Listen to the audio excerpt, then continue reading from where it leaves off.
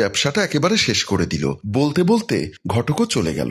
রাস্তার পাশে মণি দাঁড়িয়ে তানভীরের জন্য অপেক্ষা করছিল। তানভীর কাছে আসার সাথে সাথে মণি বলল, এমন সন্ধ্যার সময় কেন ডেকেছো? এ রাস্তা দিয়ে আমার বাবার পরিচিত অনেক লোকজন আসা যাওয়া করে, কেউ আমাকে দেখে ফেললে কেলেঙ্কারি হয়ে যাবে। এর চাইতে বড় কেলেঙ্কারি আমার জীবনে ঘটে যাচ্ছে। কেন, আবার কি হলো? বাবা মা আমার জন্য অন্য জায়গায় বিয়ে ঠিক করে ফেলেছে। দেখো তানভীর, আমি তোমাকে ছাড়া কিছুই বুঝি না। তোমাকে ছাড়া আমি একটি মুহূর্ত কল্পনাও করতে পারি না। এখন কি করব সেটা সলিউশন দাও। যে মেয়েকে তোমার জন্য ঠিক করেছে, চলো না আমরা দুজন গিয়ে ওই মেয়েকে বুঝিয়ে বলি। প্রয়োজনে আমি ওর কাছে তোমাকে ভিক্ষা চাইবো। ঠিক আছে, তাহলে আমি ওই মেয়ের সাথে দেখা করার ব্যবস্থা করছি। এখন আসি। পরদিন একটা রেস্টুরেন্টে সুমনা বসে আছে। একটু পরে তানভীর আসলো, সাথে মনিও আছে। তানভীর বলল, আপনি নিশ্চয়ই সুমনা? জি, আমি সুমনা।